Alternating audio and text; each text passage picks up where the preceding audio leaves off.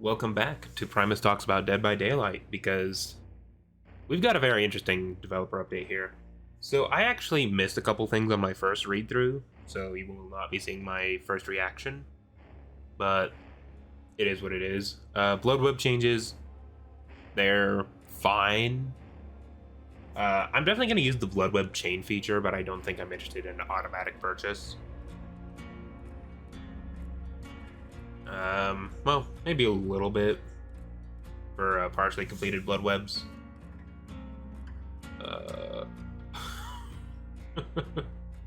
Yep. All right. Visual tear radius. That's a good accessibility option. I have no issues with it. Auto haven updates.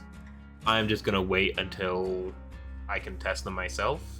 But on paper, they seem all right. Blood Lodge has less tile chaining, etc., etc. Okay, healing. Holy moly. Healing got destroyed, man. Ooh. So 24-second default heal. Yikes. And medkit nerfs. Okay, medkit nerfs were needed.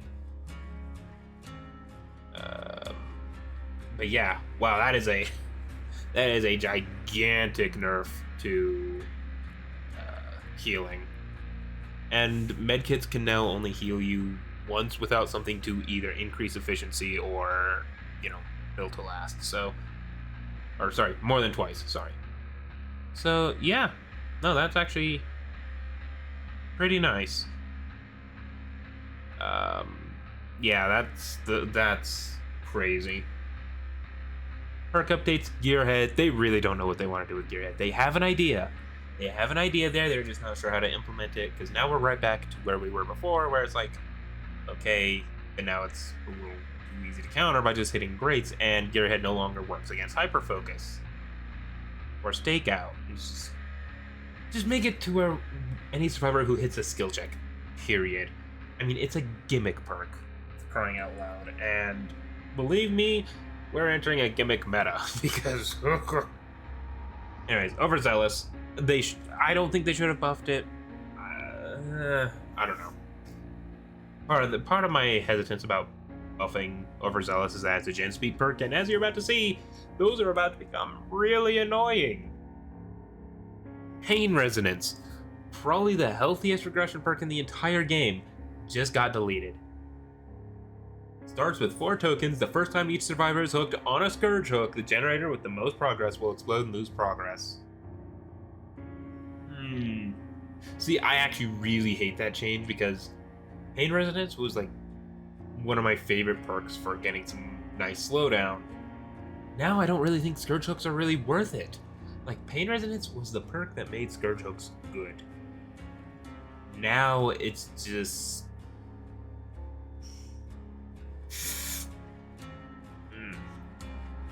Not a fan. Not a fan of this change. Yeah.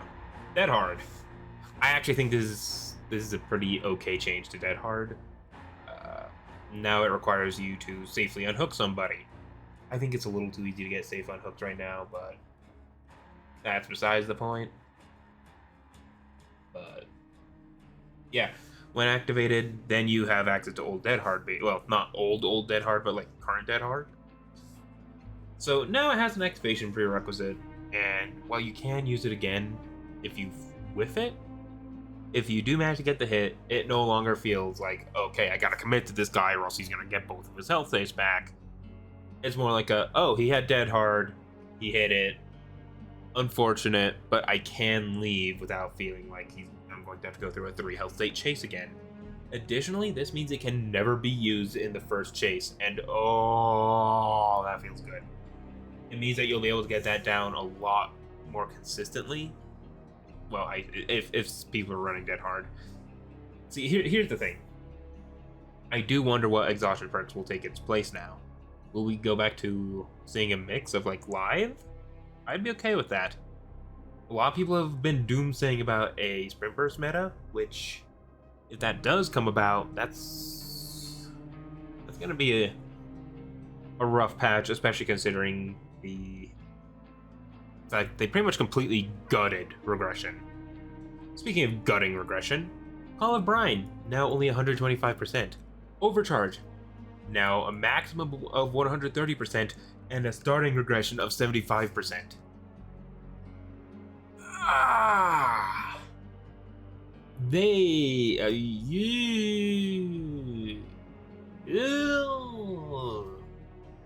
Okay, Call of Brine... these perks, they needed to be changed, right? Call of Brine, I think, just became bad surveillance, and Overcharge is now a detriment to run. Like, I think an empty perk slot would genuinely do more for you than Overcharge, which is not good. I think... It's good that they removed Gen Kick meta, but man, with the Pain Resonance nerf as well, like... Deadlock is the only really, truly decent slowdown now. I mean, you got Corrupt for the early game, I guess, which you've always had, and most of the other perks that are slowdown don't come in until later anyway. So yeah, you got Deadlock. Jolt is neat on M1 killers, but unfortunately, pretty much any non-dead hard exhaustion counters that. Which, again, I am glad the Dead Hard got changed, and that's actually a really healthy change, all things considered. And what else is there? Eruption? Eruption is kind of mid without something to help beef up the initial kick, which that no longer exists. There is no longer a good way to beef up that initial kick, which in turn means Eruption is just not as appealing. So I don't know how I feel about these changes. And then we have Circle of Healing. Circle of Healing is now basically an AoE 50% will make it, which is fine actually. I really like the fact that it no longer lets people heal without a medkit. I'm glad it no longer has a built-in turbo self-care. And it's just for altruistic healing. I like the auras of injured survivors being revealed. That said, with the removal of the self-heal and the 24-second default healing speed now, I think Circle of Healing could be bumped up to 100%. Not necessarily this patch, mind you. Let things settle down. Let's hope we get something to let us slow the game down again at some point in the future before we buff Circle of Healing again. But I would not be adverse to saying that go up to 100%. Yeah. Okay, those are the perk changes. Yeah, I wonder if what they're thinking is maybe by removing Gen Regression and removing and heavily nerfing healing, maybe they're thinking that what'll happen is that it'll even out. Gens will go faster, but it'll be evened out by the survivors going down faster. But I don't know. And then killer updates are whatever. Like add-ons, who cares about add-ons? Billy's overheat mechanic was pretty nice.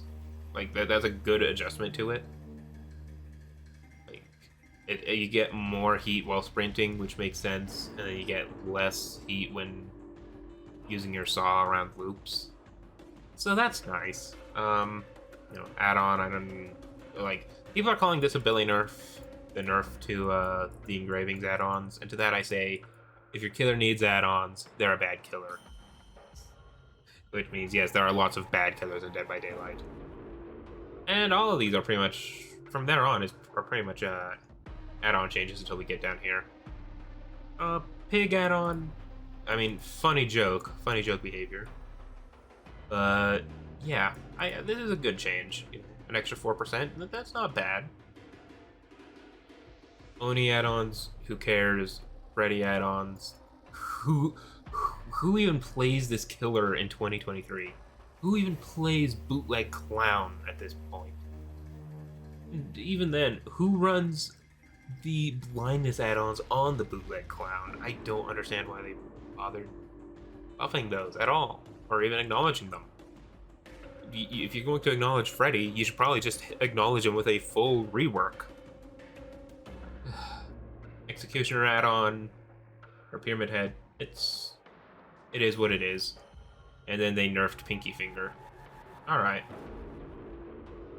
Then we have some bright light interactions with Wraith, Nurse, and Artist no longer suffering from light burns, which is actually a really nice buff. You no longer have to fear flashlights as the Wraith.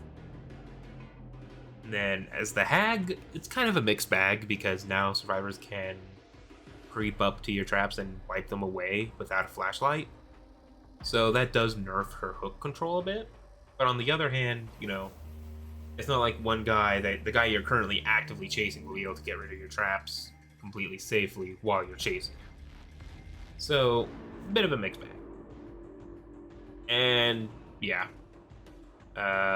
Next tome is pretty much confirmed to be Skull Merchant, which, considering that they just removed all the regression, is going to be utterly miserable. Skull Merchant is still just a 3-gen killer, and without those gen kick perks, it's going to genuinely just be awful trying to play her.